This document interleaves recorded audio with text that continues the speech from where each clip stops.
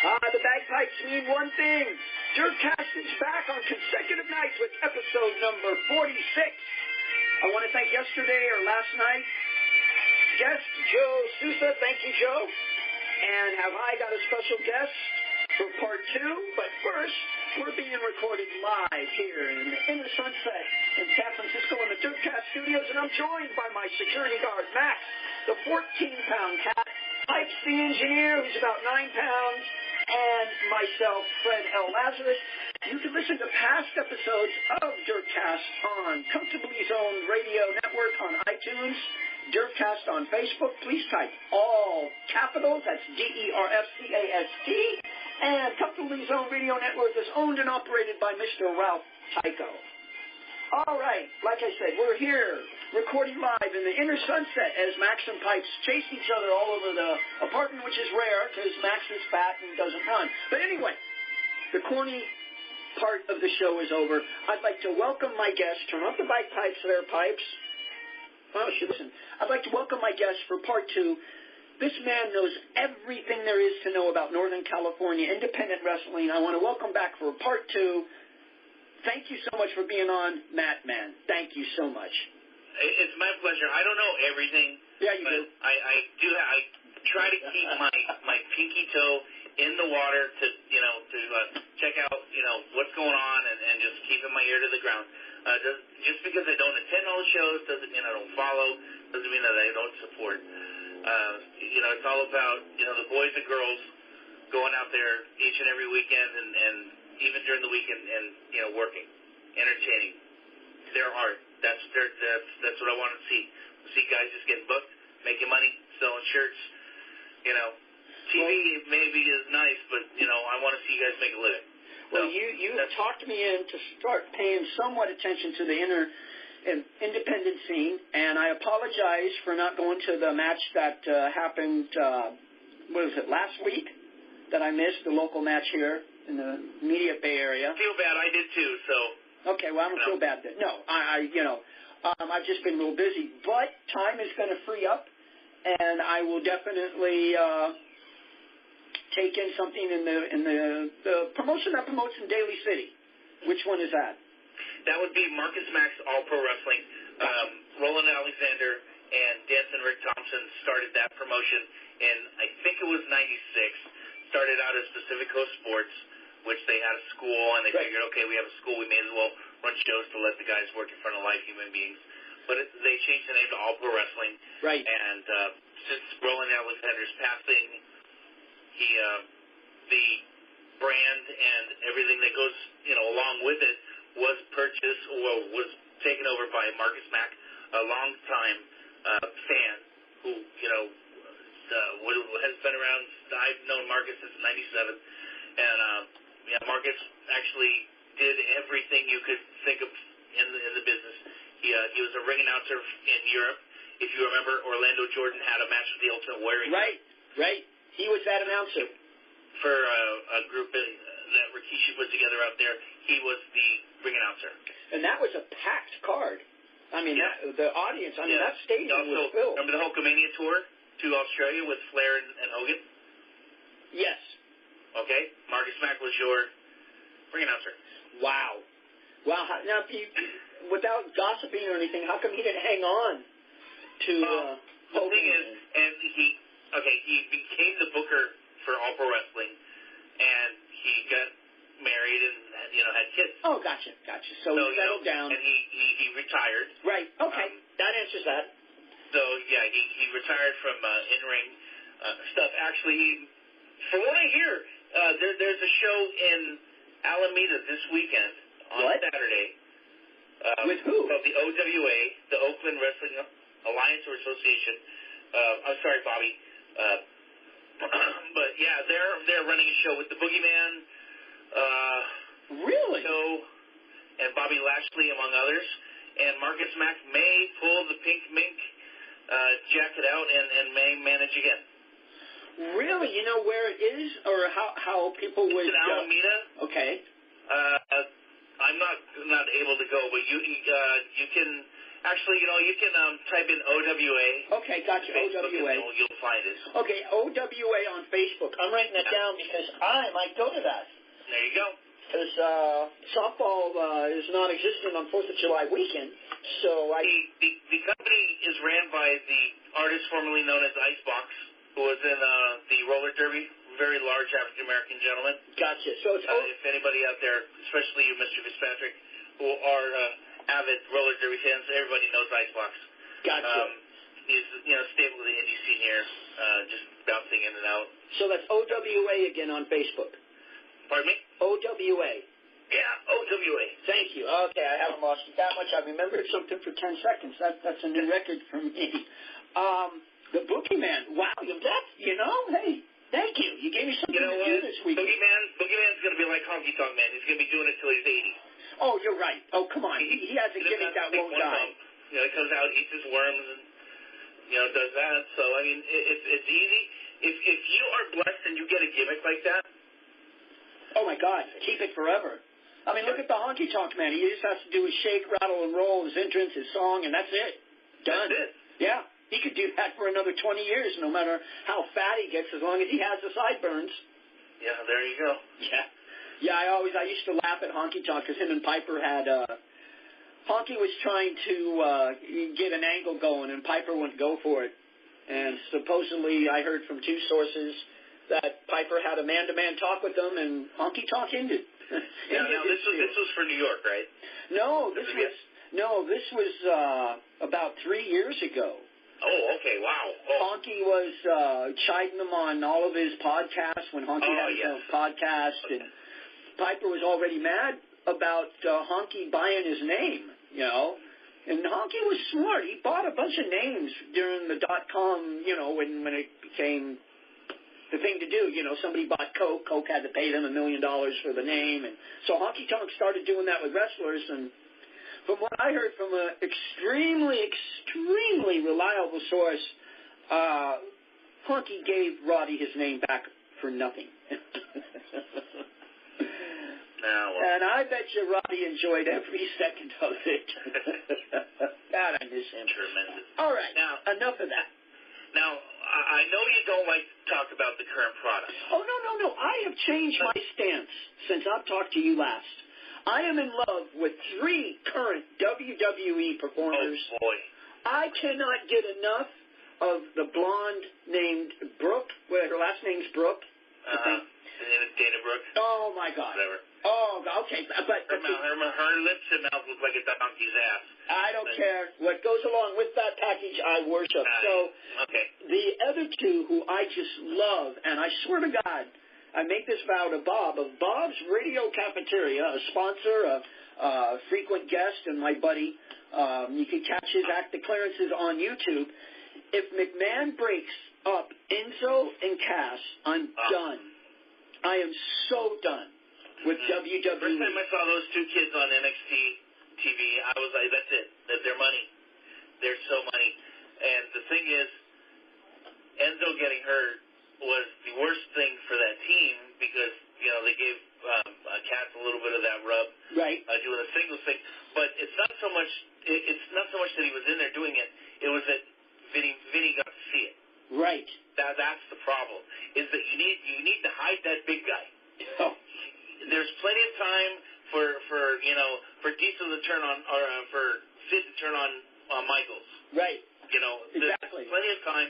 Let it go, and it's really organic. The thing is, they left Carmella in NXT. Right. Now, why did they do that? I'm so glad we're talking about this because Bob. They want her to wrestle. Got you. They don't want her to manage. Got you, because Bob really didn't know the idea, and he watches NXT constantly. That's good stuff. But yeah, like I was brought up the current stuff. WWE had a show last night, a house show in Honolulu. Oh, tell me about it. And they're on their way to go to Japan for a couple nights. And Shinsuke Nakamura, right?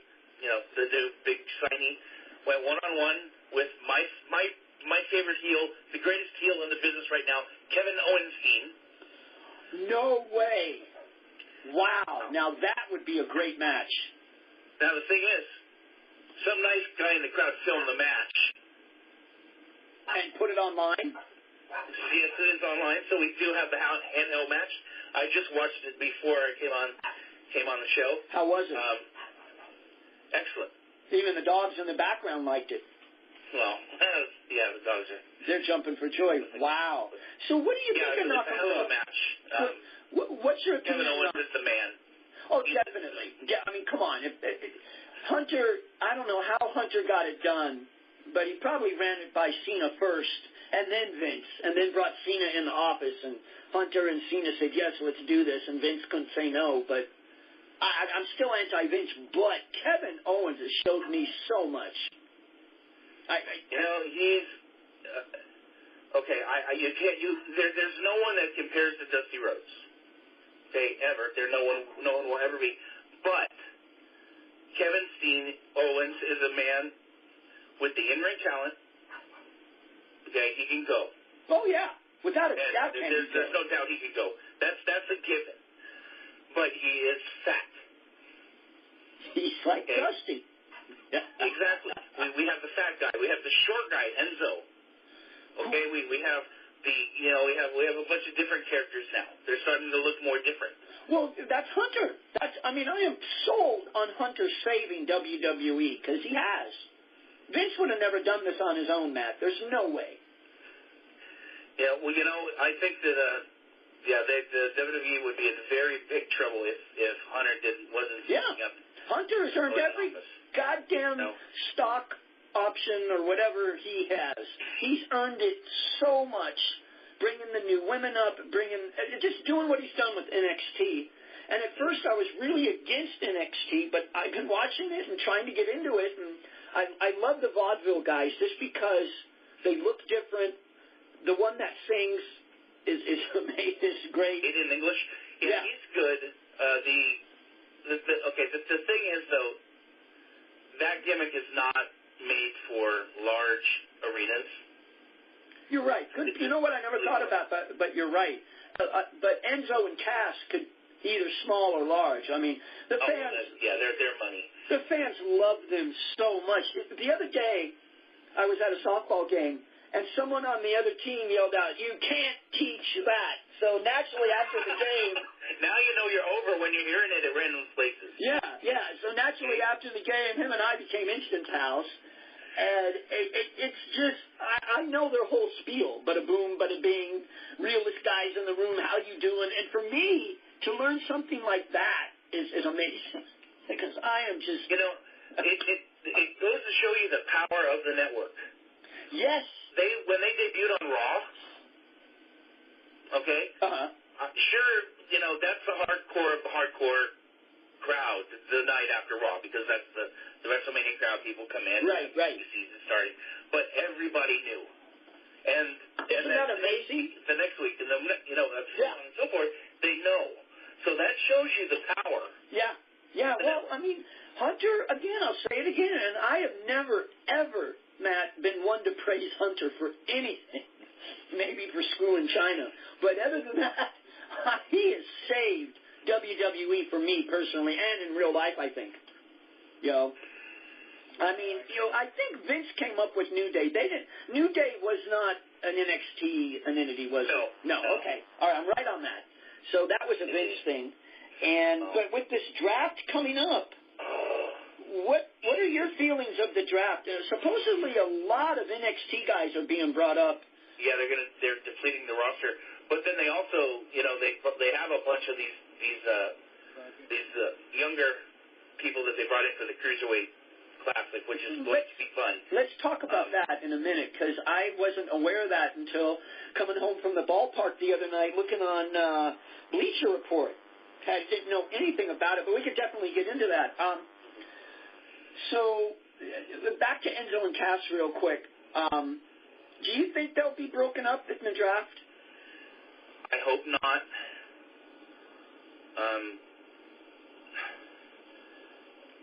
Vince is notorious for doing it. And he broke up the Dudleys.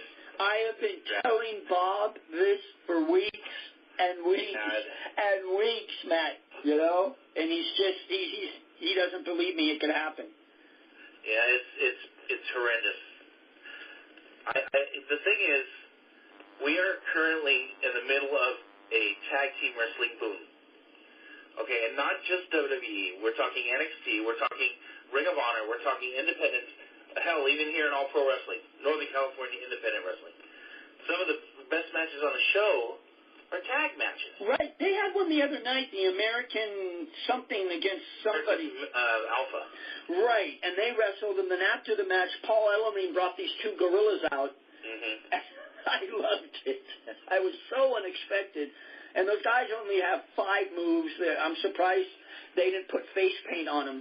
But, yeah, it was a great match, Matt. I mean, yes, the tag teams are in every federation now. Well, okay, we know that American Alpha is good. We know that the young kids are good. How about the opponents? Dash and Dawson. The Revival. I couldn't get into them, but they wrestled good. You know? They were their modern day Tully and Arn. You know what? Good point. Good now, point. They know what matches to ask for because every kid there in developmental, they can request any footage they want from the library. Awesome. I didn't know that. They have definitely been watching their Midnight Express stuff, and not just Stanley and Bobby. We're talking Dennis Condrey. Eaton and Condrey. Right. So they've been watching a lot of both, and you can really tell that they are students of the game. Oh, God, it brings back so many memories. They're going to be up sooner than later. Those two teams were, as much as I hate them, the Flapjack by Bobby Eaton, I love those matches, except when Cornette hit people with the tennis racket. I never got into that, but I loved that stage of NWA wrestling. Although, like I said last pay-per-view, I wasn't much of a Rock and Roll Express fan. They're for the girls. Although Ricky Morton's a good wrestler, I have to say that. Uh-oh, you still there, brother? Definitely a renaissance of tag teams, and yes. Hopefully they're not. Uh-oh, you're kind of breaking up. Okay, hold on a second. Let me change phones here. That's all right. We're listening on Derfcast 46 to Part 2 with Matt Man. Alrighty, I'm back. I'm sorry. No problem. No problem. We're talking about the renaissance of tag teams and all the federations, Ring of Honor, All Pro Wrestling, WWE, and NXT. Yeah, it's just, all over the world. New Japan Pro Wrestling. New Japan's doing it. Who are probably the best tag team in the world. The Briscoes? The Briscoe brothers, who are fucking phenomenal. Still. I remember seeing these kids on tape. Okay, they're 16 and 17 wrestling in Philadelphia under masks because of the Pennsylvania State Athletic Commission. They pulled it off? To be under masks. Wow. Underage. And they have not missed a step. How come Vince has the IWGP World Tag Team Champions for New Japan now, currently. I didn't know that, so that's where they're at. They just won them from King Haku's sons. Gotcha. At the, I think it was the last big show, if I remember right. So I'd love to meet some New Japan. So, who is the brain trust behind New Japan? Is it Inoki still, or? No, it's That shows how much I know. They're owned. I think they're owned by Yuke's still, which is a video game company. Okay. That actually makes the WWE video game. Wow. And their booker is Guido, who was a now wasn't junior heavyweight who was really rough around the edges when he was younger, but then he got himself in a physical shape and he became a pretty good tag worker. Oh, he wasn't in FMW, was he? He was in FMW. Yeah, that's right. Jado and Gato. That's wow. Right. Hey, how do you like that for knowledge, huh? There you go. In the genie outfits. God, I hated that. Oh, they were so bad. Give me some kudos here, Matt. Come on, give the host of Derfcast some kudos. I got to give you credit. The thing is, Pro Wrestling Noah is being booked by I'll be damned.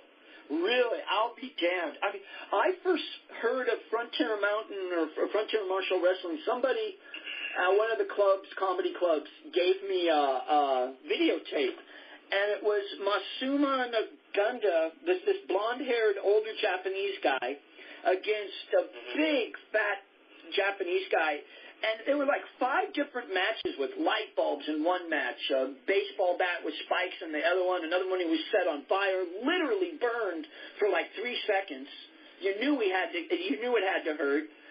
Just the most gruesome matches I've ever seen in my life up to that point. Well, you know what, the thing is, Matsunaga was a nut. Okay? Tell me about him. He came into FMW from karate. He had a karate background, right? So this guy would do these death matches with no shoes on. Okay, I was going to bring that up. No shoes. Just unreal. You know, I never saw such violence in a ring before. That was real. I mean, there was no gimmicking, you know.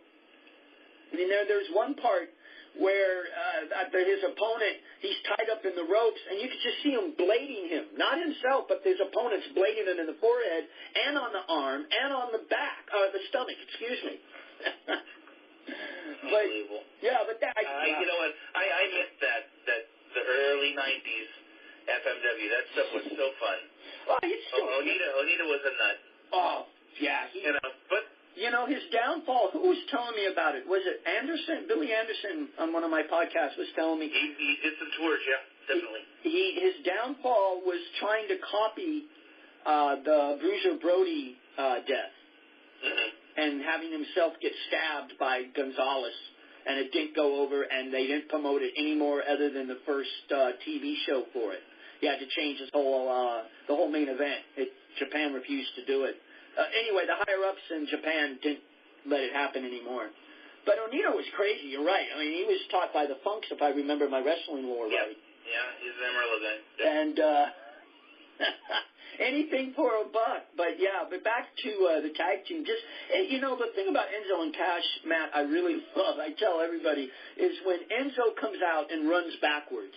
It's just, I've never seen that in a wrestling ring or a promo, you know. Just running backwards all the time and spouting nonsense. It's my type of guy. Something different. Yes. Oh, yeah. Something different. And it is. And I just really hope Vince don't can it. Well, you know, from what I heard, that Cass gave him a little chubby, so I hope that it didn't.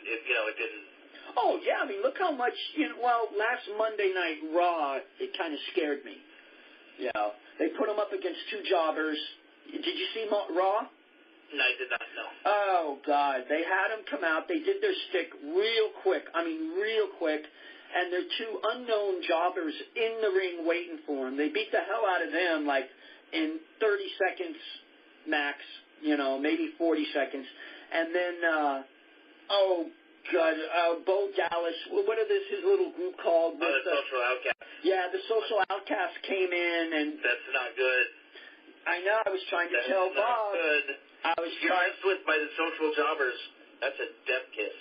I was trying to tell Bob, at Bob's Radio Cafeteria, I was trying to tell him that. And he wouldn't listen. He would not listen. That scared me, And then they went to a commercial, and that was it. There was nothing said at all. So I was saying that, that although they did the match on main event last week, why did they have them beat the shit out of the Ascension again? I mean, that would have been something, So, God, I hope not. I hope McMahon hasn't fallen totally in love with Cass. And, back to what you're on the show for. You're on the show for independent wrestling. I'm talking to Matt Mann here, and I have a question from one of your friends. Sure. Chris McCrickland. I hope I'm pronouncing his name right. Chris McCrickland? Okay. First off, Chris, you get a cheap plug. Chris has started I guess it's a YouTube show called NorCal Tonight, where he sits down with a Northern California independent performer and sits down and talks, shoots the shit with him for an hour. Wow. Actually video. So he's done 2 shows already. I suggest you look that up, NorCal Tonight on YouTube. I'll give you a cheap plug. That way, maybe you'll have me on, Chris. Wow. Well, congratulations, Chris. You're the first plug on Derfcast other than Bob's Radio Cafeteria on YouTube, owner of the clearances. Okay, Bob, I've done about nine promos for you in 2 Derfcasts, okay? I hope you're happy. So, Chris's question is, Matt, what's the first indie match you've ever seen and thoughts on the match? And you asked him tape or live? And then I thought it was a question for me, so you can answer both, tape and live, with tape being first. Actually, the first inning match I ever saw was live. Okay, we'll talk about it then. Okay. I went on a trip with my younger brother and my mother to Orlando, Tampa, and we went to Disneyland and Busch Gardens in Tampa. And we were in the hotel room. We were eating breakfast in the hotel room, and I was reading the sports page. And this was in 1990. Gotcha. And I was reading through, and I found a little ad that said professional wrestling from Florida, TV. And this was not decided to bring in a left-hander against the next batter, Willie McCovey. Okay, that died. That was bought by Crockett. This is the relaunch that Mike Graham and Dusty Rhodes did. The second pro wrestling from Florida. Wow. Oh, okay. Now that had the big steel man in it, didn't it? There you go. Hey, again, I surprised you. Everybody loves Fred on Facebook. He's a hell of a guy. Fred Hoffman, you need to become his friend on Facebook. He is amazing. Great guy. Yeah, big steel man against his kid, Dustin. Yeah, Dustin. Yeah, those were some of Dustin's first matches. So tell me. Yeah,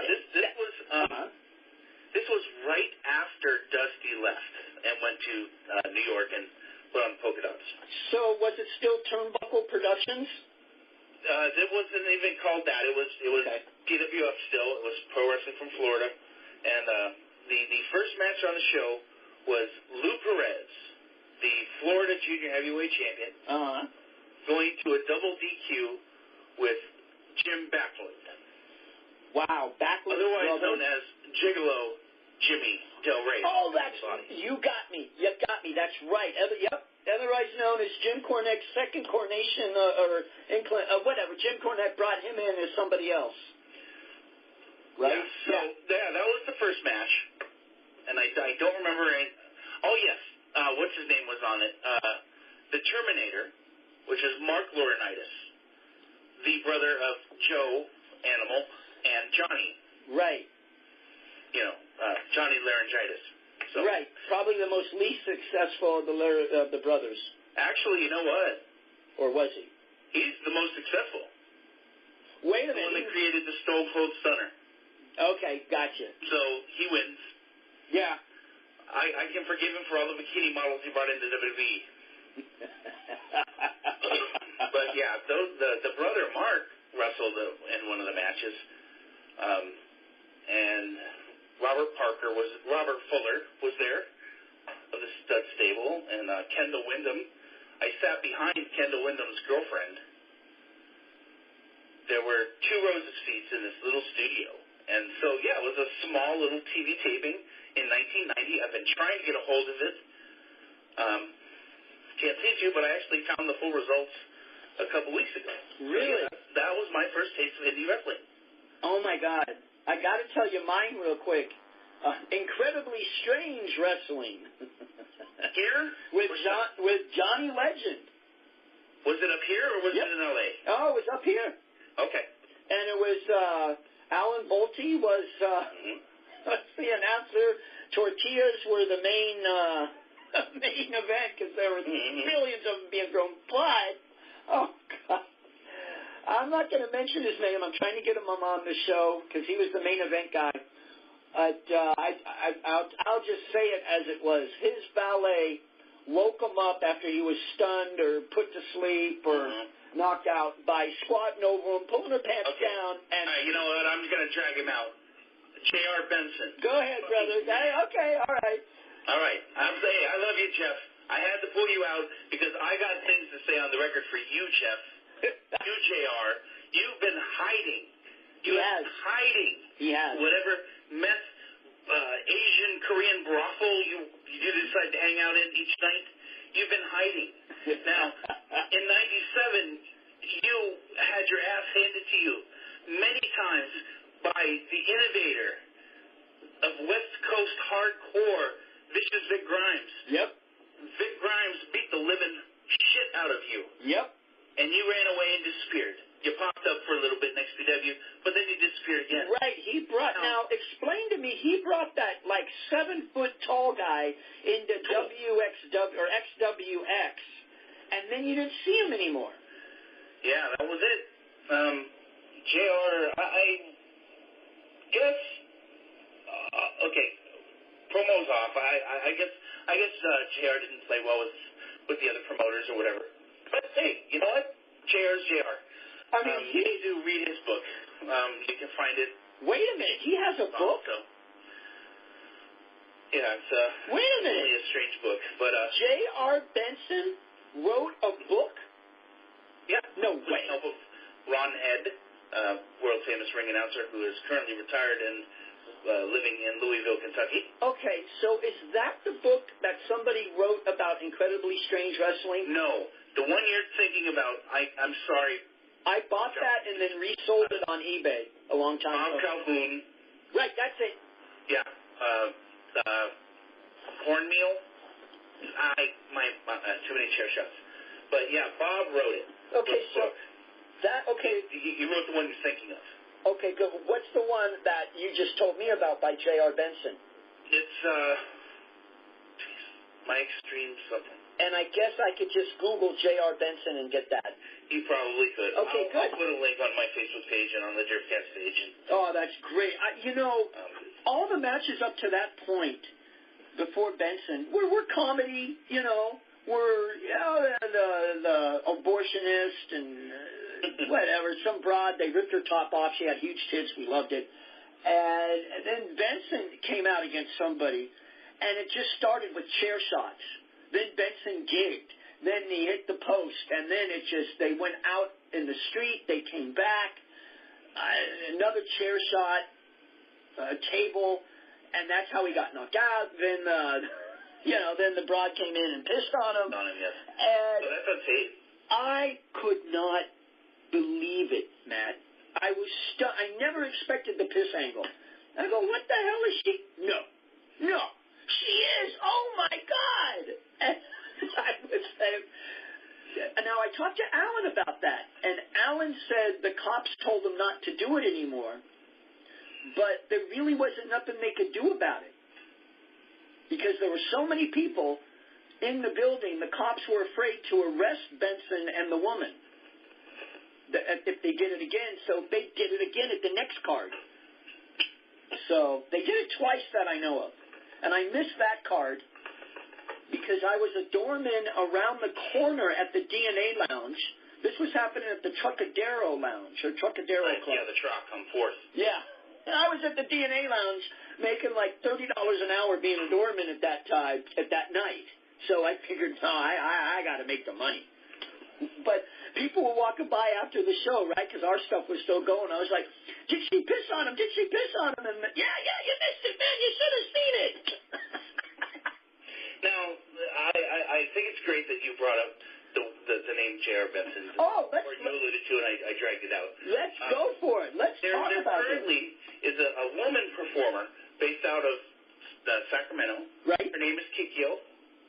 She's not a skinny mini. Oh, no. Carol's got meat on her bones. There's Kikyo Nakamura, pro wrestler on YouTube, and she can do the stronger style. She can do the hardcore, the bloody stuff too. Now this woman, Fred, she reminds me of Vicious Vic Grimes from '97. And I shit you not, she's got the agility. She's got the power. She legitimately scares people when she's doing her thing. And I called out J.R. Benson on Facebook. I said, hey, JR, this woman here is the second coming of Vic. You want to come get some? And he said, no. He checked out her stuff on YouTube, and he said, book it. When? That's a good question. If we can get some company out there to book Mrs. Kikyo against J.R. Benson, and if they can handle the hardcore bloodlust of J.R. and Kikyo, that'd be pretty cool. That would be I would go to that, period. Even if I had to miss a night at the Giants game, I would go. That would be awesome because Benson is nuts. I'm sorry. Just certifiable nuts. That would be great to watch. Yeah, dude, I've seen him take some weird shit. Tell me about it. You know? But, Vic Grimes doesn't get the respect that he deserves and earned either. No, but what's his face ruined his career? New Jack. New Jack. You know what? Don't know. You don't think that? I always thought that. Vic will tell you himself. It was his own. He undid his own career. He'll tell you that. Okay, don't. Okay, well, hey, you know what? Yeah, it was a cheap shot by New Jack, and it was not being a professional, but that's New Jack. So yeah, that is New Jack. Everything I've read about him, and the thing is, New Jack's not articulate, but he's very somewhat intelligent in his interviews sometimes. Sometimes, not all the time. Okay, you know what? The man knows how to tell a story. Okay, good. I'm glad you said it that way. You know who taught him that? Tell me. Jim Cornette. Smoky Mountain Wrestling. Oh, that's right. He brought them in. Yeah. He walked them through, do this, do that, because... That's right. And then there's you... Corny was the demographic. That's Southern right. man. Right. They fought the thrill seekers. That's right. There you go. Well, that didn't work. No, it didn't. Well, it's because Lance Storm was fucking married. You can't be a blowjob babyface and be married. You have to sell your pictures to these geeky little pimply girls. It doesn't work. Right.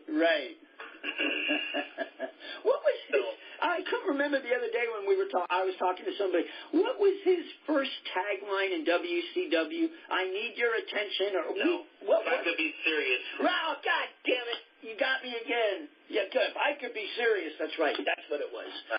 We couldn't remember. So, but back to Vic Grimes. He had a cup of coffee with WWE, didn't he?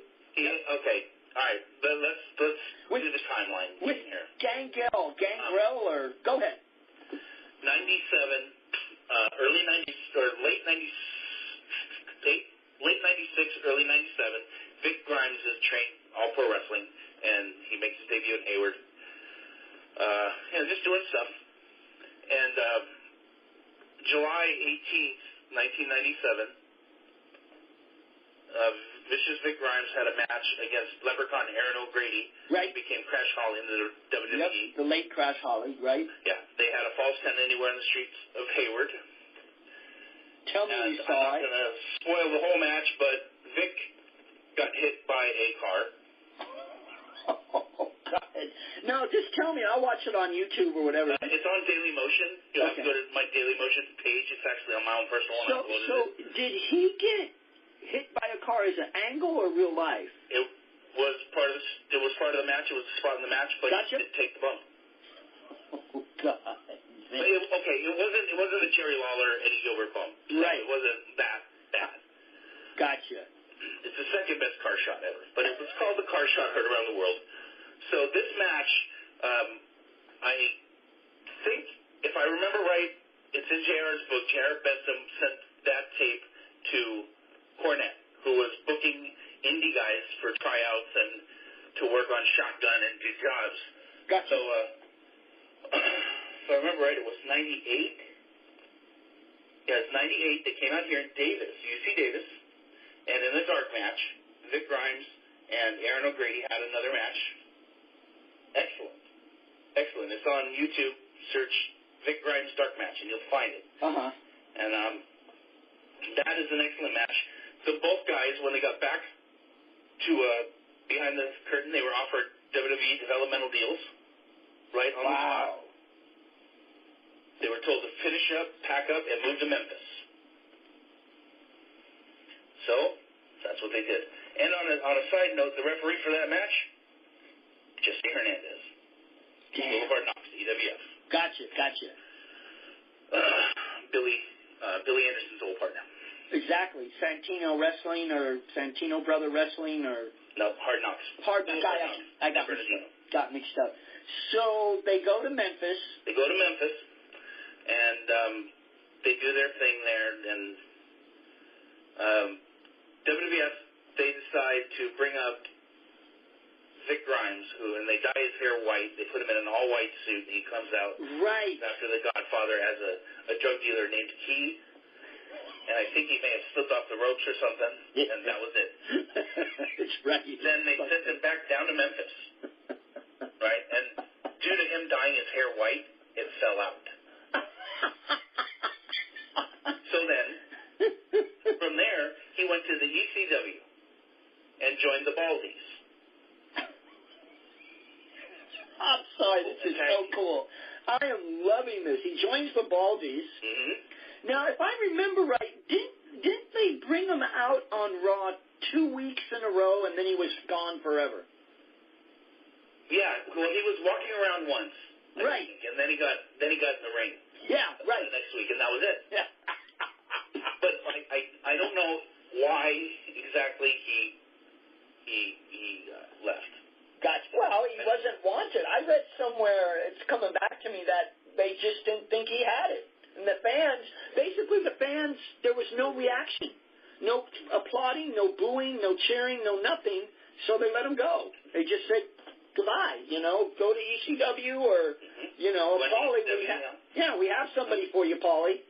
And Paulie can... Hey, you know what? He had a hell of a great TV match with Mike Awesome for the title. Oh, yeah. Very good. You know what? Mike Awesome is so underrated. Rest in peace. He just couldn't talk. Yeah. He came at a time when the managers died. Yeah, exactly. That's the problem. And why didn't Paulie give him a manager? I've always wondered why. Should have given him... Paulie was always worried that Mike would leave and go back to Japan. Oh, you know what? Mike always had that FMW and then all the pen in his back pocket. So that's why he didn't, Plus then the whole thing with WCW and him taking the title belt, that whole... Yeah. But back to Vic Grimes. He's now a member of the Baldies. But yeah, the Baldies having really good matches. The Baldies are feuding, with New Jack and whatever. Right. They have a little issue there with a scaffold, and so okay, that's fine. He leaves. He decides he wants to come back to California. Right. Starts working indies back here again. And then he signs XPW. So okay. And then from there, he just quit wrestling after that, or? So, XPW... Well, for the most part, yeah. Vic really beat up his body. He really beat it up. He took really bad bumps. Just destroyed his body, and, his extracurricular activities don't help. So... Gotcha, okay. But I will tell you now, Vic is clean. Okay, he's a God-fearing man. He's in a Christian biker club. Wow. In the East Bay. Oh, he'll pop his head up. The last time I saw him was at the Roland Alexander Memorial show, which was a little while after Roland passed away. Right. Where a bunch of people celebrated his life in Roland's garage. I couldn't get time off work. I told the story how I met Roland just like a month and a half before he died on Facebook. He made time to meet me for lunch. We went to the sushi place in Hayward where he always went, and talked to Roy Shire for 2 hours. He took me back to the All Pro garage there, where it was, and we said goodbye, and then he died. I thought I had a Shire's friend, because Joe Sousa last night and I were talking. There's not too many people that are really well versed in Roy Shire big time wrestling left. There's just not, for some reason. I regret, one of the regrets that I have is that I wasn't able to actually sit down and interview Roland. Damn, that would have been so cool. We bantered it about, we talked about it. We just couldn't get it to work. I wanted to sit down and film a shoot interview with him. Well, there's an interesting shoot interview, if you could find it on YouTube, with Moondog Moretti. And he talks a lot he was a Shire's diehard. He started putting the ring up, and then he refereed, and then he talked his way into being a wrestler. Him and Roland were, doing things in the backyard, too. Yeah, that's right. Yeah, well, see, then you know about him. I shouldn't even have to tell you. Okay. Oh, definitely know about Mr. Moretti. Sousa last night he's in contact with him, so I'm trying to get him on the show one of these days, but he doesn't do shows like this. He just... Yeah, you know what? When I was doing my podcast, I tried to get him on, and it just didn't work. Right. I'm also working on, through Billy Anderson's best friend. I'll let you figure it out. And Billy said the only way he'd come on is if Billy comes on with him, and Billy's trying to work on it. So that's I'll let you figure it out. His initials are BSSG. Oh, I know that guy. No, I'll die if he comes on. That would be so cool. He's very opinionated, like Billy said to me. And if you go along with his opinions and show him respect on him, you'll have him eating out of your hands, which I would anyway. You know. If you sell out the way he did at MSG in his run, he can say whatever the fuck he wants. Oh my God. He's got the juice. You know, actually, a lot of pun intended. Sorry. That's all right. He's paying for it. Believe me, every step he takes and every breath he takes. But McMahon's father made I think if we talk about promoters' biggest mistakes ever in booking, they should have kept Superstar Graham as the champion and not give it to Backlund. Should have turned him. Exactly. He was right. Oh.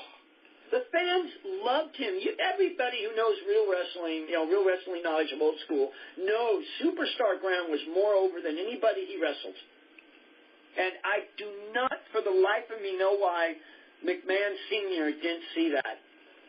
I don't understand it, because Superstar was willing to do it. He wanted to, and it sent him on a tailspin, basically. If you remember, okay, see how good you are.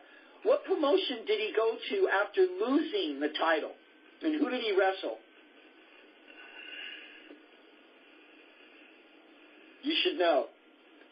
Okay, I'll Hold on. Okay. AWA, Paige Morales. No, he came out here, didn't he? He came out from Mike LaBelle and wrestled Chavo Guerrero. That's right, because he was in the AWA right before he came out. And in that famous interview with Gene LaBelle, and I asked Gene LaBelle this at Roddy's Memorial. I asked Gene, when Chavo spit in your face, did you give him permission? And he said, "Oh hell yeah, I'd never let anybody spit in my face, but Chavo." You've seen that interview. I'm going to do something to you that, how do you like it? You won't like what I'm going to do, and spits in Gene LaBelle's face. In real life, LaBelle would have killed Guerrero. And Judo Gene is a national treasure. He's definitely the exception to any rule. One night in my life, I could say I lived as a king during Roddy's Memorial, because I sat at the table with him and his wife, and I'm not going to mention any other names, but the man is amazing. He held court, and I was told by somebody to lighten up. Don't be so stiff. Start talking. Say something. Because I was just in awe. I mean, him and Josh Burnett were talking wrestling, and it was just amazing to listen to him. And he goozled. He did some sort of hold on Josh Burnett, and Burnett couldn't get out. I mean, we're talking an 80-year-old man versus an active professional wrestler. Burnett couldn't do shit, Matt. He couldn't get out of it. And LaBelle had this grin on his face that was just amazing. Because he stood up from by the table. Josh came up. They obviously knew each other. And LaBelle goes, "You think you can still get out of the hold?" And I mean, it was amazing. But yeah, LaBelle is a national treasure. Amazing. It's the anniversary of the 40 years? Ali Onoki? Yeah. With LaBelle as the ref? Right, in red pants. Bright. There you go. Red pants. And you know why he did that? To stand out. And nobody was going to tell him any different. Someone had to get over in that match. Yeah, right, and he did. Yeah, no shit. It's interesting.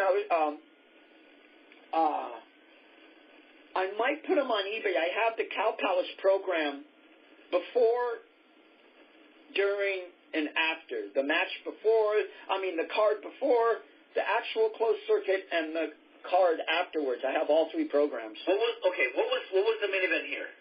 Oh, Pat Patterson against the Great Fuji. No stopping for cuts or blood. Oh, okay. If you keep talking, I'll read it to you. I have it right here on my desk somewhere here.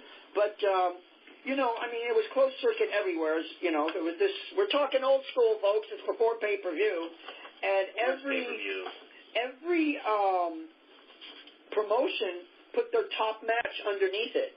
You know, like in New York. I'm telling the viewers. You already know. New York was San Martino against Hansen, with San Martino coming back from the broken neck. Right. And then Andre against Hogan. Yeah. Andre against Wepner. I'm sorry. That was part of the closed circuit all over. Yeah, that was all over. And see, what did Louisiana have? Do you know? Oh, Louisiana had, what was it, the Freebirds? It was Bill Watts did that, or what? Not Bill Watts. I think it was Watts against the Birds. Right. But who told me this story? Oh, you know, we're talking wrestling. I'll name drop. What the hell? I had a private conversation with Pat Barrett, and he was Irish Patty Barrett. He was all set to come on the show, and then in the last sentence he said to me, I can't imitate an Irish brogue or Scottish brogue. Mm-hmm. How much you going to pay? Well, of course, pay me. That's what jobbers are paid to do. And I said to him, you know, because a real good friend of his is a really close friend of mine from the comedy days back during that part of my life. And he set the interview, you know, he set the phone call up. And I said, Pat, you know, Jimmy Harper said you do it for free. And he goes, oh, fuck Jimmy Harper. You know, we don't do nothing for free. But we talked for like 40 minutes, and he told me this great story about the Wepner-Andre match, that if you go and look at it, it was like, 3 rounds or 4 rounds, whatever. It was short. Wepner catches Andre with a couple of real shots, and Andre gets mad and ties him up in the rope and says something to him and then twists his arm a little bit. Well, maybe more than a little bit. So Andre had to goozle him and show him that, hey, you want to get real, this is what will happen. So then Wepner followed the script from then on. Well, you know, there's a gentleman that's written for pretty much every mixed martial arts website ever, Josh Gross. He just put out a book about the Ali Inoki fight, so you can search wherever for Josh Gross. Oh, God, I'd love to see that. Definitely worth checking out. I have not read the book yet, but Josh is a really good reporter, straight shooter, and he's been all over, you know, the media doing whatever. And he mentioned that, in his opinion, that Judo Gene LaBelle is the godfather of MMA. Of course he is. So did Roddy went to his grave saying that. It's, you know, I know, well, how I got connected with Roddy's family and the whole bit was through LaBelle's niece, Noelle Kim. And Noelle, pardon? Was it Patty? No, Noelle Kim is her real name. Patty LaBelle. And I'm fucking with you. But she wrote a book about LaBelle, wrote it, and she's told me a ton of stories of LaBelle. And he is the MMA originator. You know, he fought that boxer. My mind's all messed up. But he fought a boxer and brought legitimacy to the sport of judo. And I should know the boxer's name. Noelle, if you're listening, I'm sorry. But here's the card from the Cow Palace, Friday, June 25th, 1976, 7 p.m. Live from Shea Stadium, boxer versus wrestler, mixed match, Andre the Giant versus Chuck Wepner. Live from Tokyo, boxer versus wrestler, mixed match, Antonio Inoki versus Muhammad Ali. Now live from the Cow Palace in San Francisco, United States Heavyweight Wrestling Championship, 1 hour, 2 out of 3 falls. No stopping for cuts or blood. The Great Fuji, the champion, versus Pat Patterson, the challenger, who won the title that night. And underneath was a tag team match, Don Morocco and Mr. Saito against Pedro Morales and Tony Gurria. And that's when they were really pushing Morocco as a bad guy. He had made the turn, and he eventually... it started going downhill. A lot of people say that that's when Shire's Wrestling went down. Started to go downhill was when they brought Dean Ho in. And they had Dean Ho against Morocco, and Roy Shires played it on TV for like all of 3 seconds. It's on YouTube. I mean, all of 1,000, 2 1,000, that was it. 2 seconds and shows him bleeding.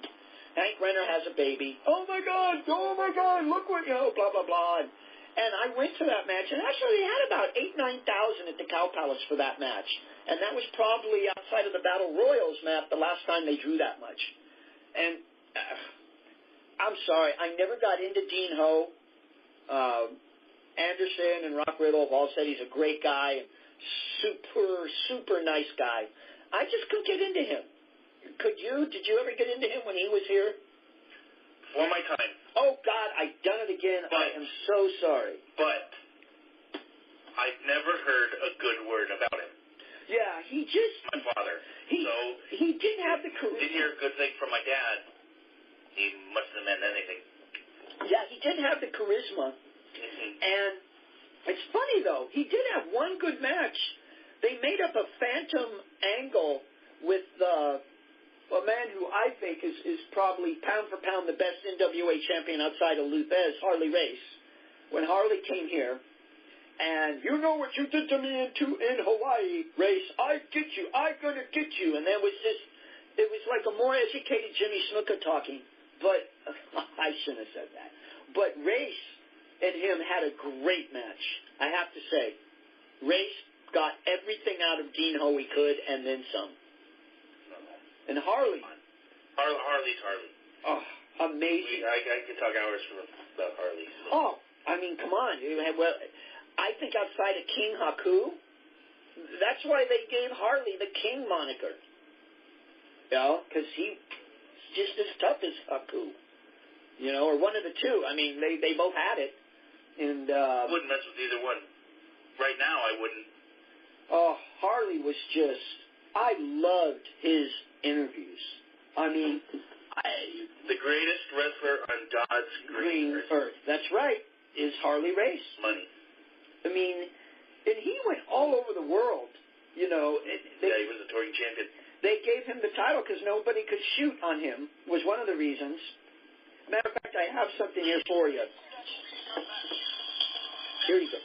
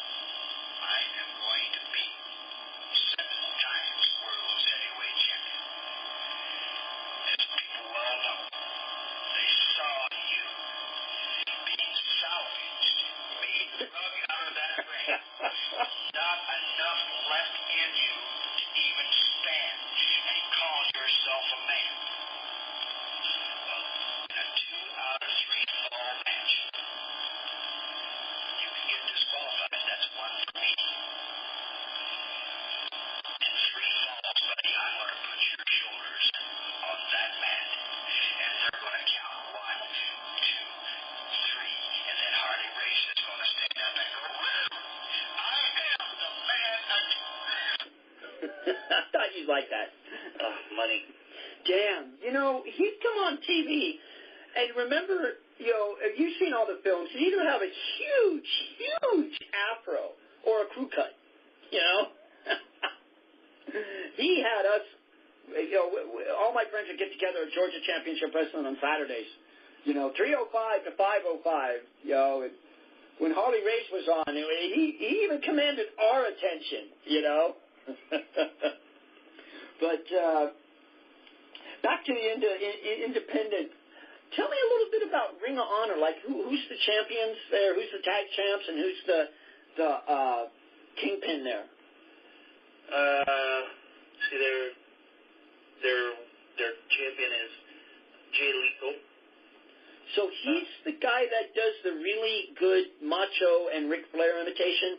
The black guy. Okay, got it. He's black. He's way more than that. This guy, I think that the reason he didn't go to WWE was because I think he wants to go to Japan. He wants to go to Japan. He wants to stay independent. And he's really good. So the tag champs aren't the Briscoes. They're gone. No, they're back and forth. Ring of Honor has a working agreement with New Japan. Got you. All right, now back to Gene. Honestly, I don't watch much of the Ring of Honor product. Really? My time is very limited. Gotcha. So, that's one of the pieces of fat that need to be trimmed. But also, I do watch it, have it every week, so I'm able to, see what I want to see. Well, back to LaBelle. You know about the LaBelle. I'm jumping around from thing to thing here, which is, I guess, my prerogative, or shows you where my mind's at. You know the LaBelle Steven Seagal story. You know about that. Right. Well, I asked him real quick, and he goes, the first thing he said, "You want me to show you what I did to him?" And I'm like, "No." Oh, thank you, sir. No, that's how I was. I became Pee Wee Herman right away. And he loved it. He had a gleam in his eye of, I shouldn't be jumping around like this, but that man was born to be in the limelight one way or the other. He's just larger than life. So, yeah, I love having you on. We've been talking an hour already. An hour has gone by. You have some more time, or? Yeah, let's do it.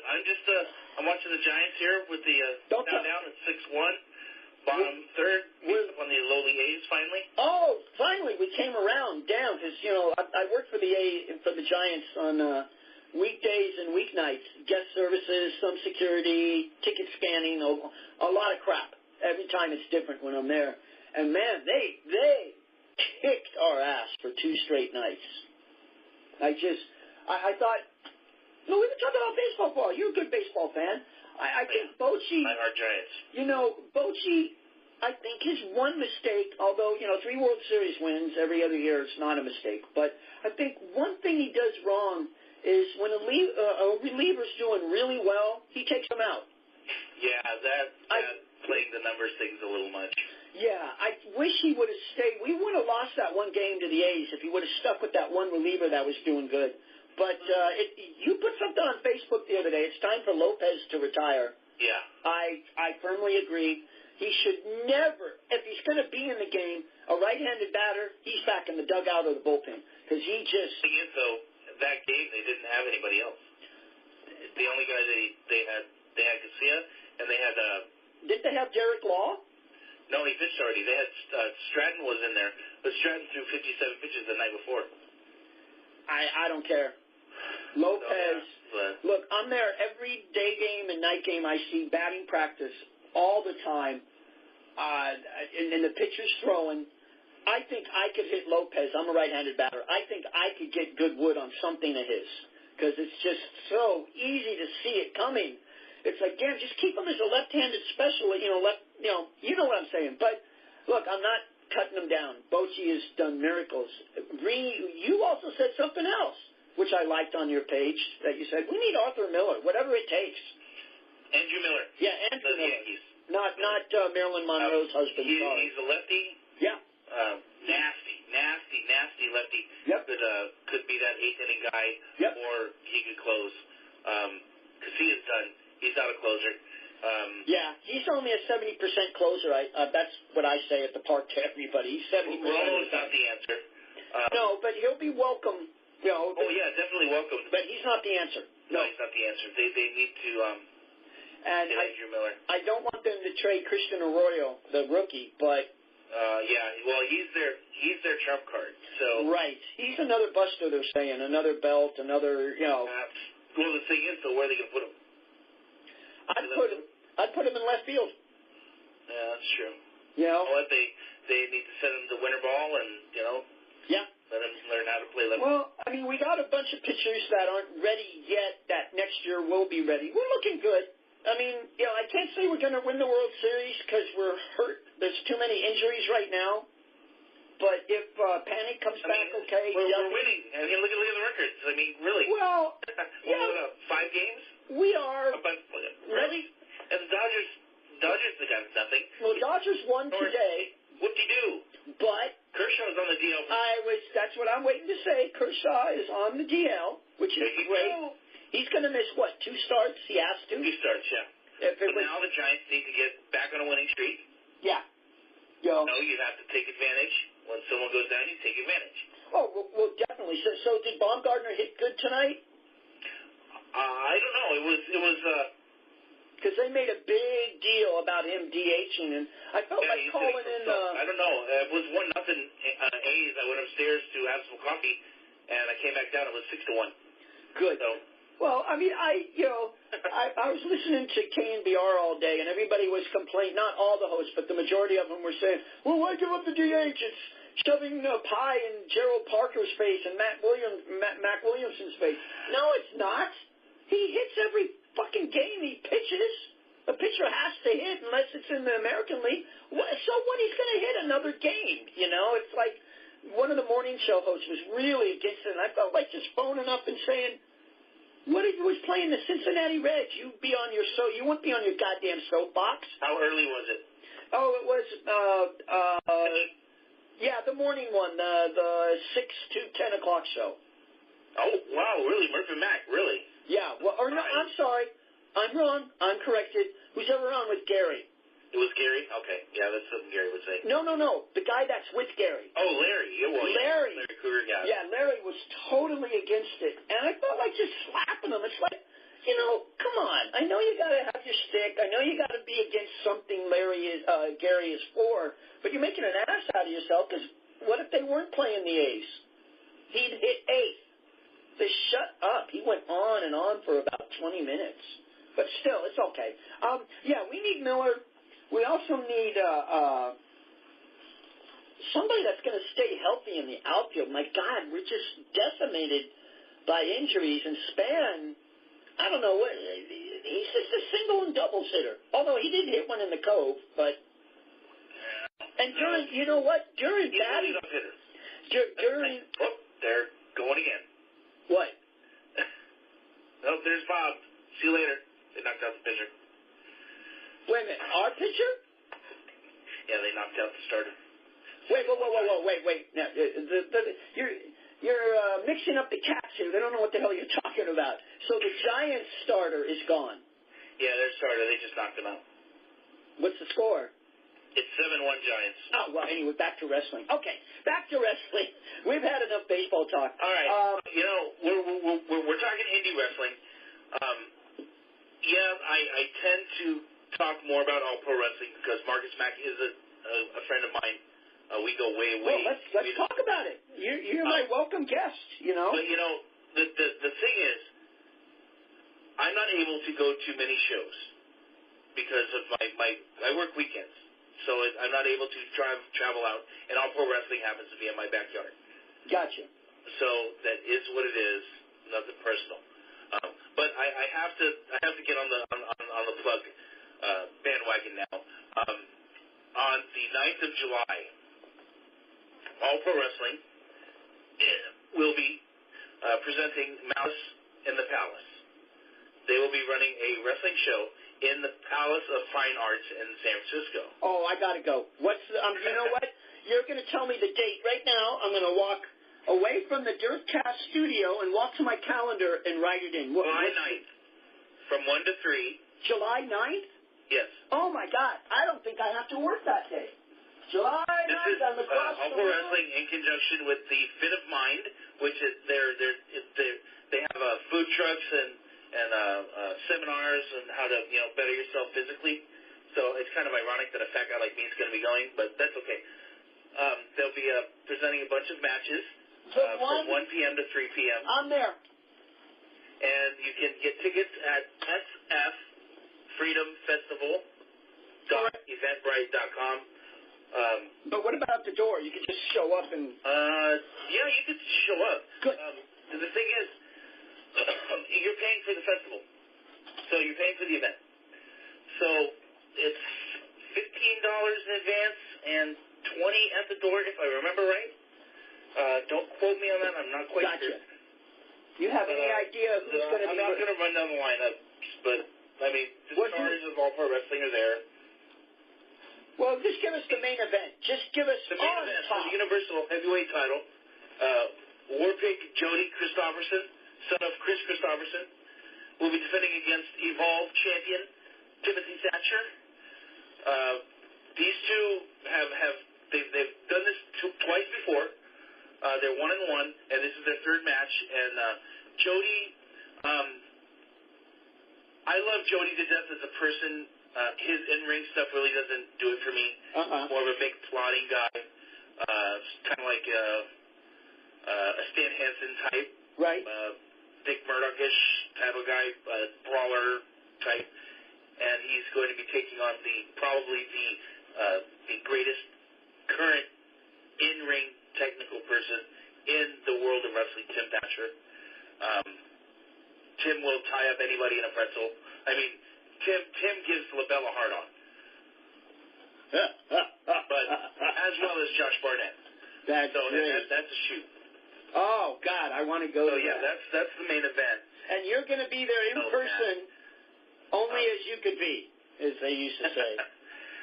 And then we have for the APW Worldwide Internet title, champion local boy from Daly City, my boy Moneymaker Will Cuevas, will be defending against Lindsay Dorado, who is in the current WWE World, the Cruiserweight tournament. I'm glad you brought that up. No, we'll get there after this one. Yeah, he's in town. He's working the double shot that weekend here. Lindsay Dorado, if you haven't seen him, I've been following that guy for a long time. He's really, really good. They're gonna try to steal the show. Also, we have the tag titles: the Reno Scum, Adam Thornstowe, and Luster the Legend, who are probably the best tag team currently in the United States, my opinion. Wait a minute. Better than Enzo and Cass? I mean, they're different. They're different. Got you. Enzo and Cass, they do the entertainment thing, but these guys. Oh, you're talking on a wrestling. Okay, all right, gotcha. I understand. They're completely different, and they're defending against Los Luchas, who have been they're lucha-based independent guys from Southern California that have been all over the world. They've wrestled everybody. They've wrestled the who's who of tag teams. So that's kind of the big names in the tag team. There's a 6-man tag match with Olympian Jeff Cobb teaming with Chris Masters, the Masterpiece. No, Kratos. Jeff Cobb, isn't he the monster in? He is. Oh, that's right. It's Cueto. Yeah. Jeff Cueto. Sorry. Gotcha. Okay. Yeah, he's teaming with Chris Masters and J.R. Kratos against Dylan Drake and the Classic Connection of Buddy Royal and Levi Shapiro, who are definitely Jim Cornette and Midnight Express disciples. Oh, great. Love hearing they're really, really good. It was a couple years ago, they were in a tag match for the tag titles, and they were wrestling a Tongan gentleman, and they hit him with a coconut. Love it. Love it. So what happened? And then the women will be in action. Love it. I love anytime wrestling and coconuts come together.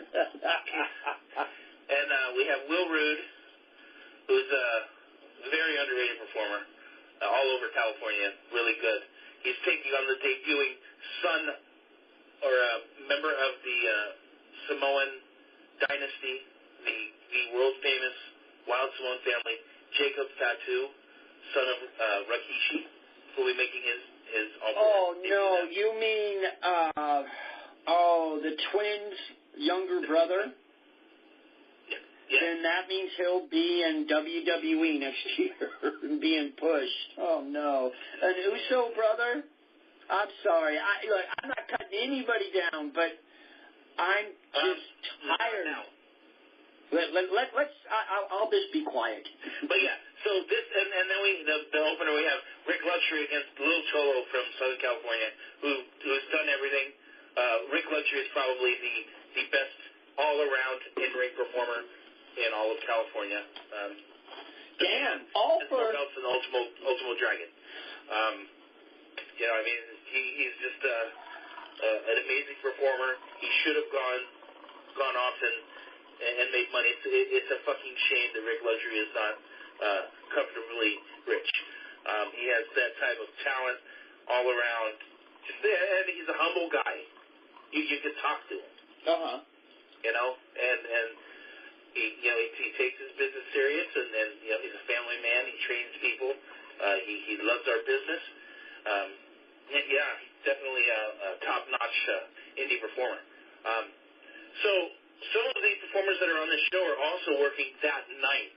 Where? Pro Wrestling Revolution up in Petaluma. Gotcha. Pro Wrestling Revolution it's indie-based. It's lucha, indie, kind of hybrid stuff, and it's really good product. They're running. I don't remember the building, but ProWrestlingRevolution.com is their website, and you can find them on Facebook. But they're having a show that night, which is why you're seeing some of the performers that are on the earlier show working both, so the double shot. If you can't attend the second show, you can catch that live on www.wwnlive.com or the Fight TV app. Their shows are live iPay-per-views, so you can actually watch the shows live, or you can stream a download or a replay the next day. Definitely worth checking out. It's a really good product. It's heavily lucha, but it's not.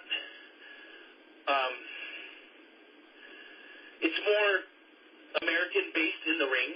Gotcha. They don't roll as much. So they bump like they're indie guys, but the style's a lot lucha. It's definitely worth checking out. It's fun stuff. Another old friend of mine from '97, Gabriel Ramirez. Okay. We were all together in that little garage in Hayward.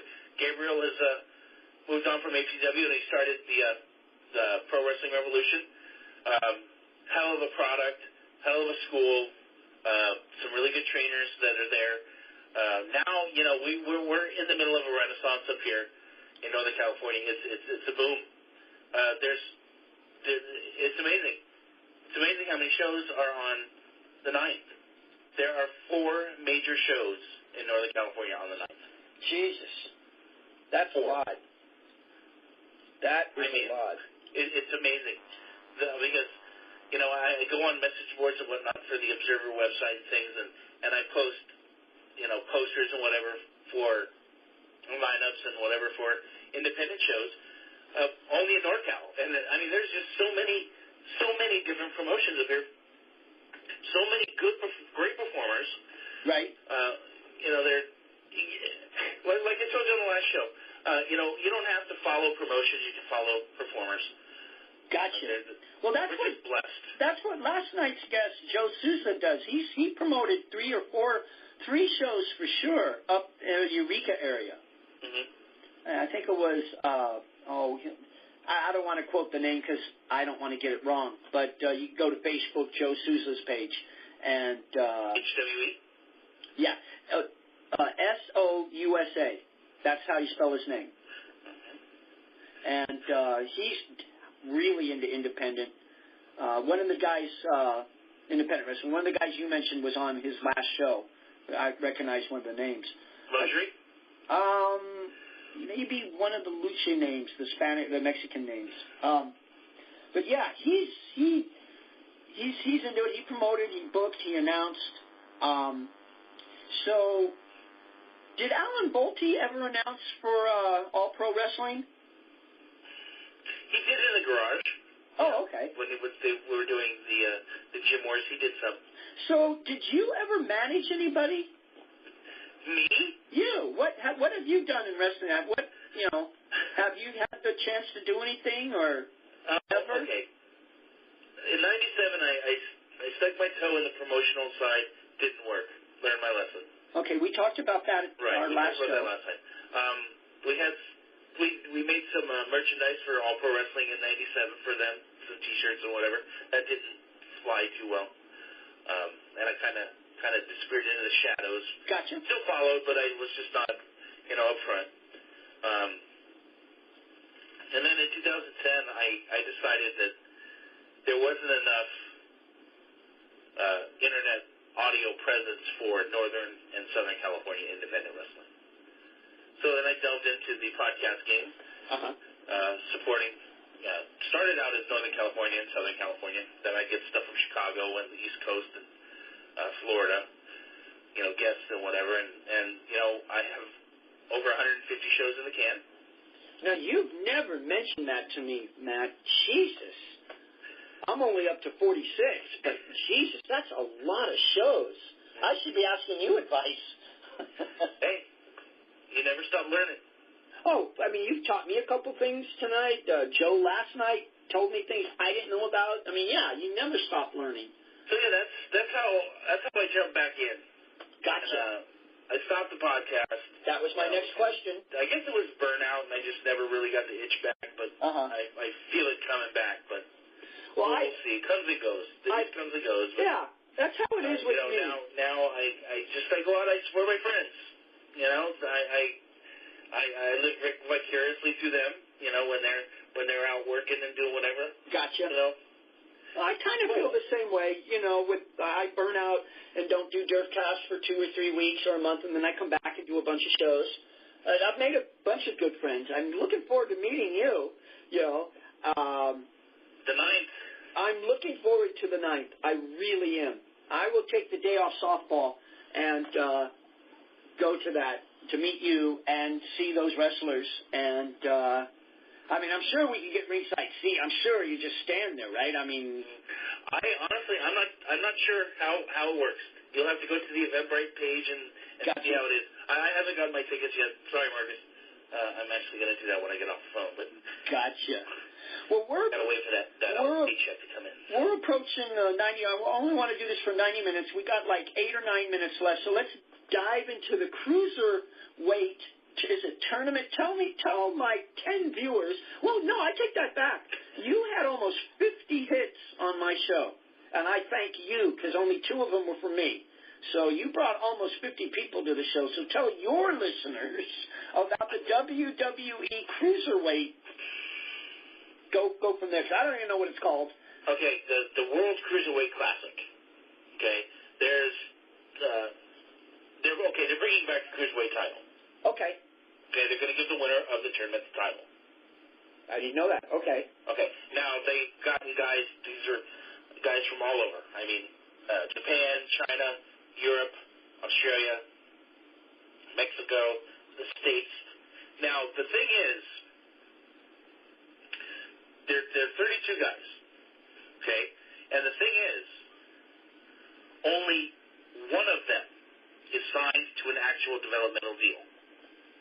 Really? And 2 of them have a special contract where they work live events, they work TV, but they can also work other indies.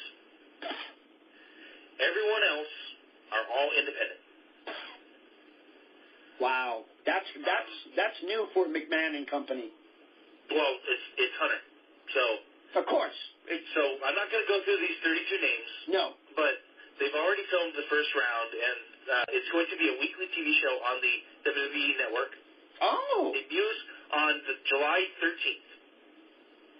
I'll be damned. So they're going to dwindle it down, and the winner gets the title, and that's what it is. There's some really, really good talent in this show, or in this tournament. Really, there's way too much to go through, but people that are listening to this, they know. So who do you think's going to win then? Who's your top 2? Me? Yeah. Who do you think is going to win? I'm thinking maybe Lindsay Dorado from Florida. He may have a shot. Maybe Drew Gulak from the East Coast. He's a WWE Live guy. He's really technical. He may win. Or it may be Johnny Gargano or Tommaso Ciampa, who are the 2 gentlemen that are on the Work TVs and Work Indies deals. They may actually... Okay, never mind. Maybe one of them will win. I love your excitement. I'm trying not to spoil the first round. That's all right. I love your enthusiasm. So I really don't want to spoil it. But gotcha. I think maybe the dark horse would be Rich Swann, who's under developmental contract. He's just coming back from an injury. I think Schwanni's going to go far. But yeah, there's just way too much talent to look at. Go to WWE.com and look at the names, and it's just amazing the people they brought in. This is no fucking joke. Wow, that's amazing. Again, they took this shit serious, and this title is going to be legitimate. Well, like we said in the beginning of the show, almost 90 minutes ago, how Hunter has we both agreed, Hunter has saved WWE as far as I'm concerned. Because I was ready to just stop watching altogether and not even care, But Hunter... Fred, though, the brand split, it's scaring me because it may kill off the third brand. And, it cannibalized NXT too much. I don't think Samoa Joe's going to go anywhere. I think they're going to keep... it's looking like they're going to keep him down there. Yeah, I think he's not going to come up. But Finn Balor will be up. Nakamura eventually will be up. And who's the other Irish guy they have up right now? That's fighting KO all the time. They were best friends. KO beat him. He's not Irish? Whatever. The ginger Muslim? Sami Zayn, El Generico. I have to ask you, and maybe you could explain it to me, because my friend Bob forget it. Bob cannot make me understand. Bob from Bob's Radio Cafeteria, Clarence is on YouTube. What is the appeal of this guy other than his ring song? I mean, he doesn't have a wrestler's body. He does know all the holds. He does a real good Michiko dive, whatever. What is his appeal? I don't get it. Okay, if you didn't catch him when he was on Indies, you wouldn't get it. Okay, you just answered my question. He's not supposed to be there. Really? Kevin Owens is not supposed to be there. Well, Owens belongs, but Sami Zayn sucks. I'm sorry. Right now they do. But they were not supposed to be there. Sami Zayn had no business being in there. But he did. He made it. He has not made it. I'm sorry. He's horrible in the ring. There's no charisma. Well, that's just me talking. Okay. No one really has.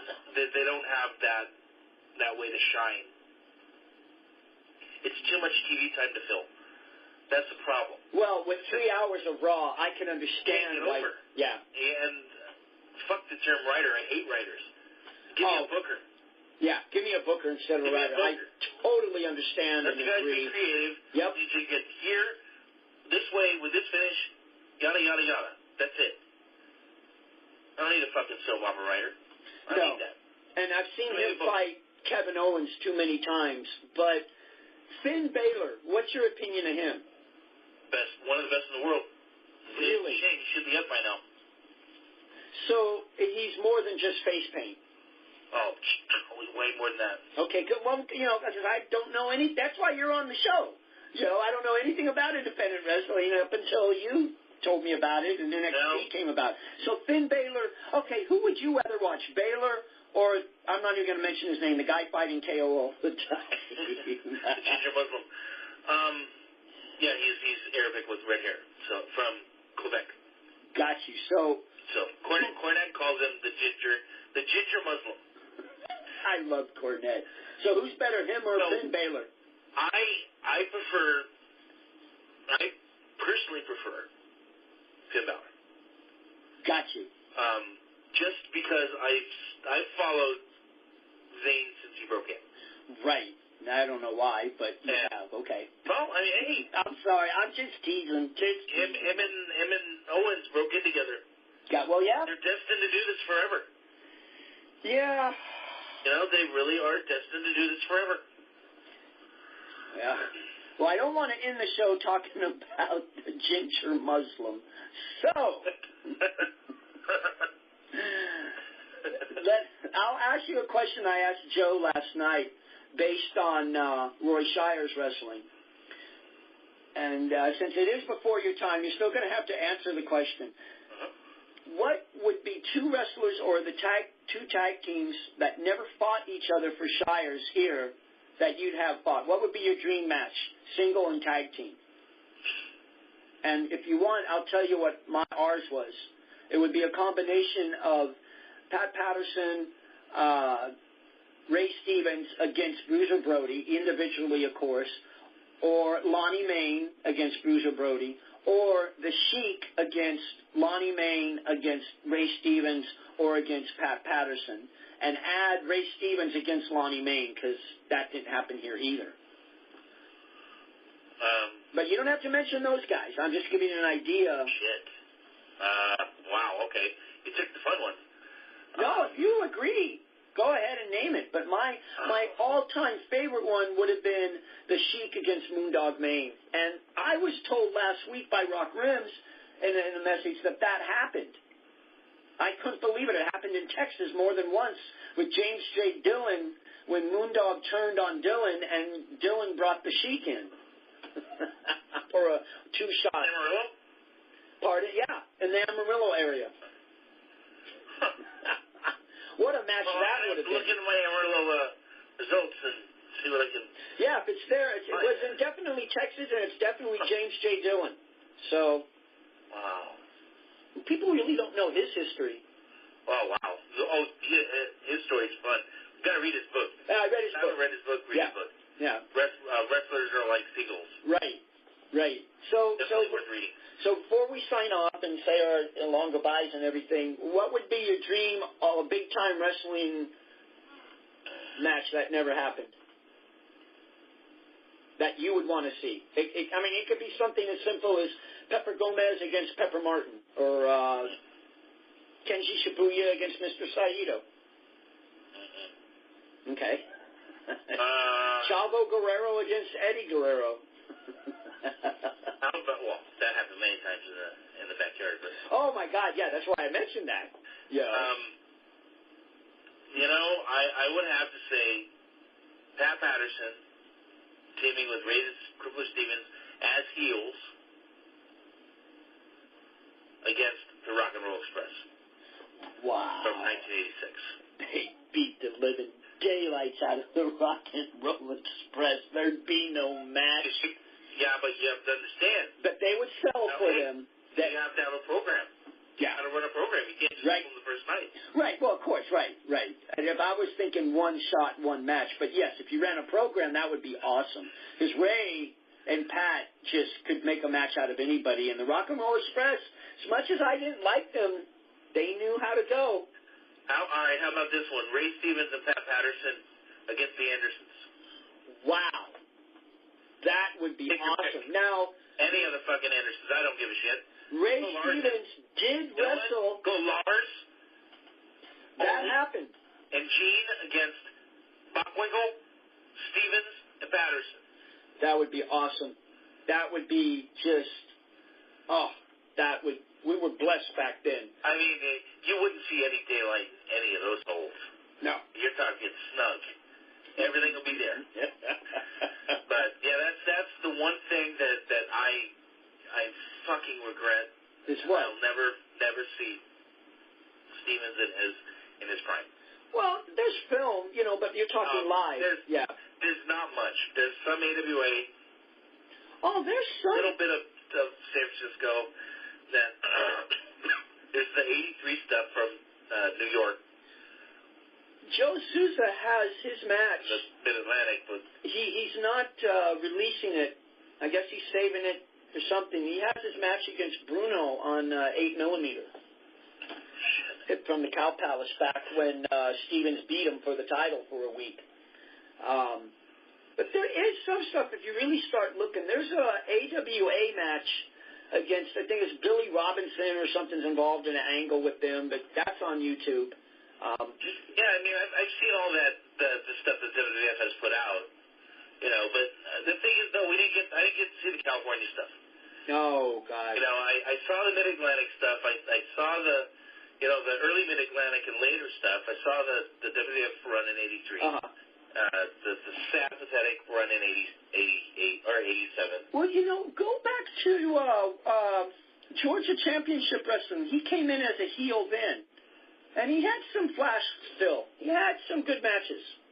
Okay, well, let me ask you the question to the time frame that you're more familiar with. What's a dream match now between anybody you'd like to see that hasn't happened? Your favorite dream match that you're waiting to happen. How's that? mean, there's all kinds. There's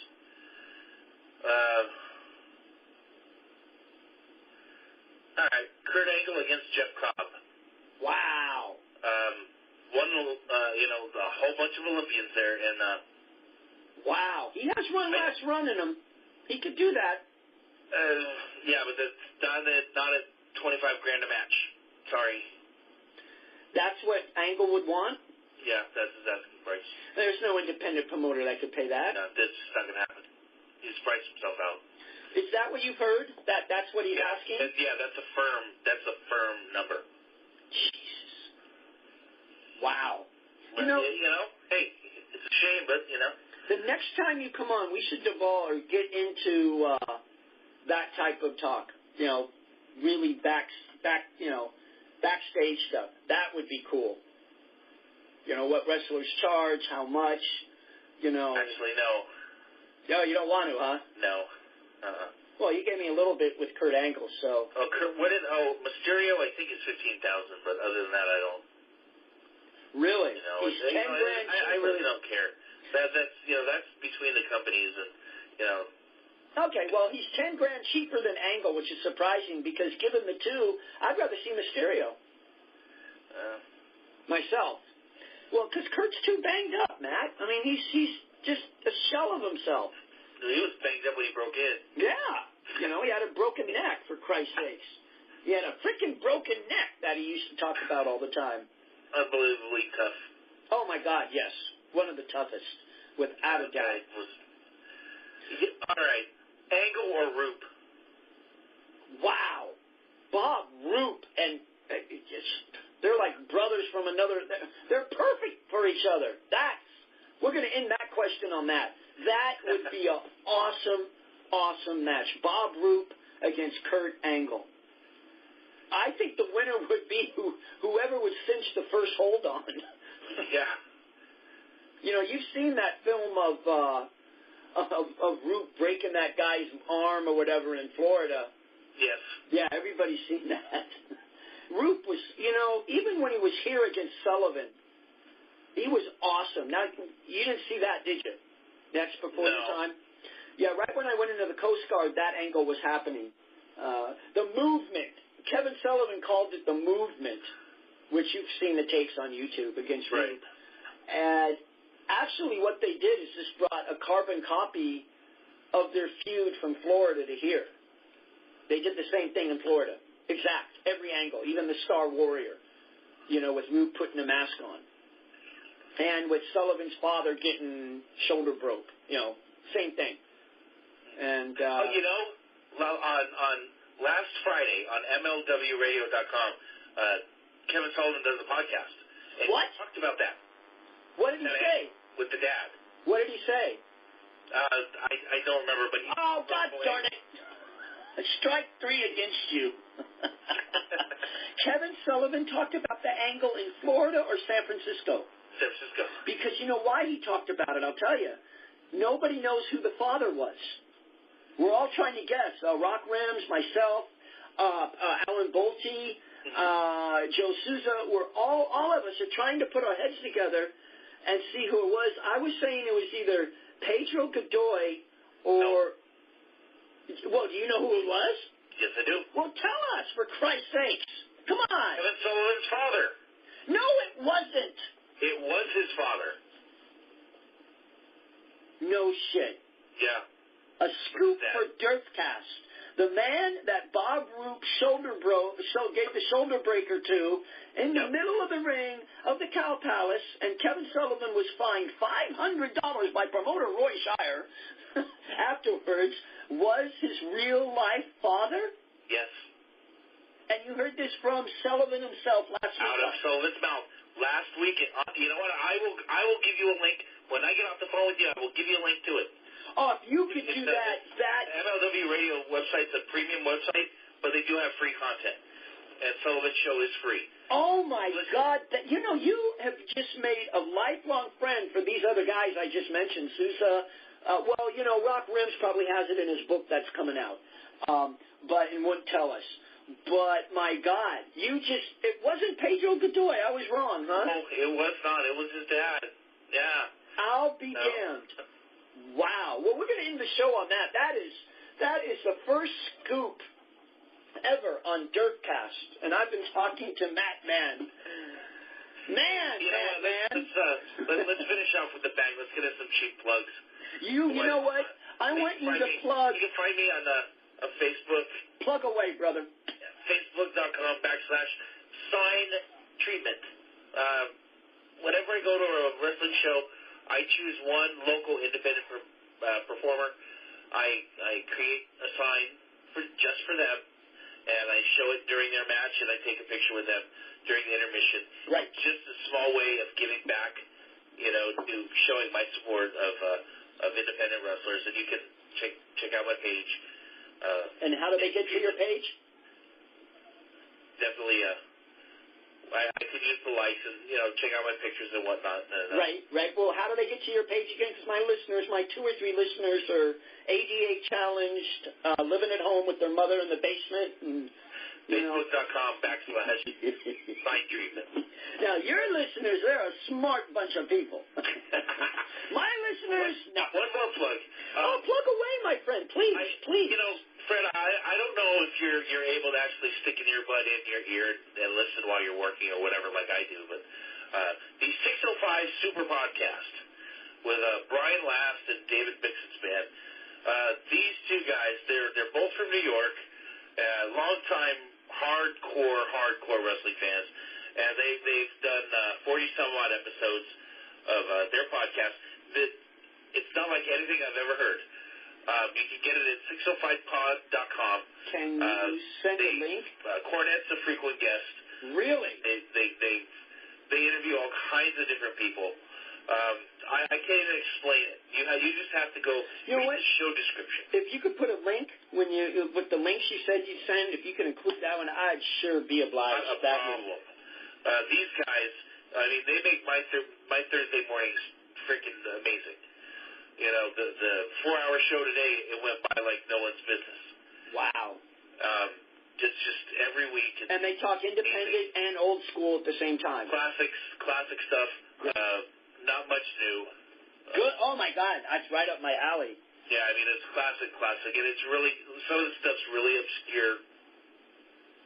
Before Roddy died. Worth checking out. But, yeah, they're good. Well, they work hard. Gotcha. I haven't listened to a wrestling podcast, not even my own.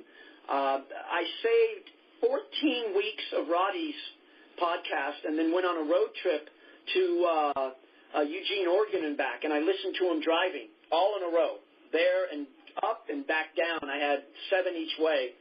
So this will take its place. This is great. I love the New York accent. I'm sure they have that when they talk. So, that would be great. Talking about old stuff. Oh my God. You get all kinds of stuff. You get from Smoky Mountain. You get Memphis. Great. You get Cornette stories. Cornette has been on. They have a bunch of obscure guests. And all kinds. It's just strange stuff, man. Great. It's fun. It's fun. Well, I appreciate you telling me that. So to wrap the show up, go ahead and plug away. I won't interrupt. So that's where. That's it. That's all I wanted to do. I wanted to. Great. Also, support your local independents. There's wrestling out there that is not owned by Vinnie Mac. Just support pro wrestling. If you want to go see Vince, that's fine. Buy guys T-shirts. Okay? If you're going to go, buy their T-shirts because they do get a little cut of that. Right. No matter what. Go to your indie shows, take pictures with whomever, get autographs, buy their shirts, buy their merch.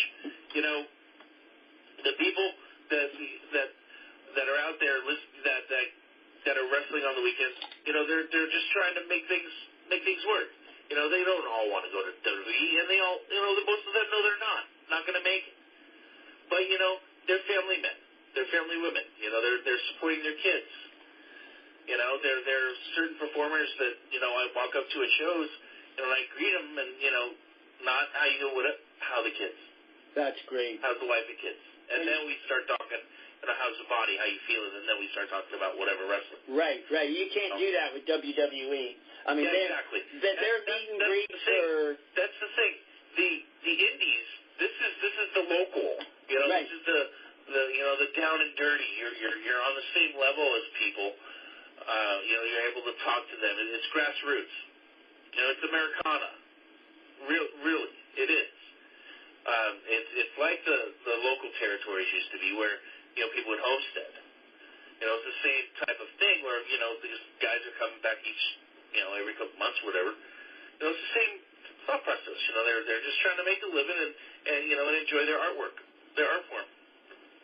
That is, you said a mouthful. That's basically the big difference between WWE and, how about this, between sports entertainment and what's left of real wrestling. All right, Fred, you're done. You're cut off. I'm done. Okay. You just said that bad word. Oh, I'm done. Well, I've been talking to Matt Mann, who's definitely going to come back on the show, and I hope to meet you on July 9th at the Palace of Fine Arts. And I want to thank you for coming on. I love talking to you. And Fred, it was my pleasure. Hopefully I didn't embarrass you too much. No. You did sell me on Sami Zayn. I'm sorry. I think he's But other than that, he's not for everybody. Yeah, I'm just really. teasing. But the thing is, though, he's indie. I'm just teasing. He's indie. Hey, and he's different. I'm ribbing you. As they say in the business, I'm ribbing you. The man can wrestle. He can wrestle, and his holds, he does a couple holds that nobody else does. So I got to give him that. He picks somebody up and does an airplane spin with them once and throws them down. That's not done by anybody. So he does that. See, I watch him because I don't like him. All righty, Matt. Thanks a lot, and thank you for coming on Derfcast. I'll send you the link much later on tonight. You'll probably get it tomorrow morning. And if you could mail me, see now, we're shooting with each other here, folks. My two listeners love it. You could mail me your favorite picture of yourself, or not mail me, send it to me on a message on Facebook. I'll use that picture. Not a problem. I will take care of that right now. Your favorite, something you really like. It could be you and your cat, you and your dog, you and your wife, your kid, anything. Why would I have my wife and kids now? Okay, I'm gone tonight. Have a great night. Thanks a lot, Matt. And I look forward to meeting you on the 9th. Go Giants. And I will message you to remind you to look for me and what I look like on the 9th, because I definitely want to shake your hand and say thanks for coming on my small-time podcast. You are the 4th favorite guest on the show by Hitwise. So there you go. Well, there it is. Wow, I'm getting over. You're over. Now is Steve Pardee to do a job for me. He's still alive in San Mateo. Maybe that's the guy you need to get on, is Steve Pardee. Oh, we could talk about that. I would love to have him. He's still around. He could tell some good Shire stories. Although doing his thing, yeah. Alan Bolte tells the best Shire story of him spitting tobacco on somebody. Oh. All right, well, I need to get off the phone. Okay, and I hope your mother-in-law... I told her it'd be an hour, but, I hope your mother-in-law comes out of it with flying colors. God bless her and you, and thanks a lot, Matt, and I'm going to do my sign-off, and we'll talk. Thanks, buddy. All right, thanks, Fred. All righty. Bye-bye. Folks, it's been great. It's the bagpipes that are playing because Pipes, the cat, has turned on the switch, which means it's the end of the show. I want to thank my guest, Matt Mann. I want to thank last night's guest, Joe Souza. You can listen to Derfcast. If you made it this far, my God, I love you. You can listen to us on Facebook.com under Derfcast, and you can listen to us on Ralph Tycho's Comfortably Zoned Radio Network on iTunes. Yes, Derfcast has made iTunes. Here in the inner sunset of San Francisco, we thank you. Pipes, the engineer, and Max, the security guard, send their hair to you because it's spring and summer and they're shedding, and I love you all out there, and thank you very much. And remember, stand up to bullies. It's that easy.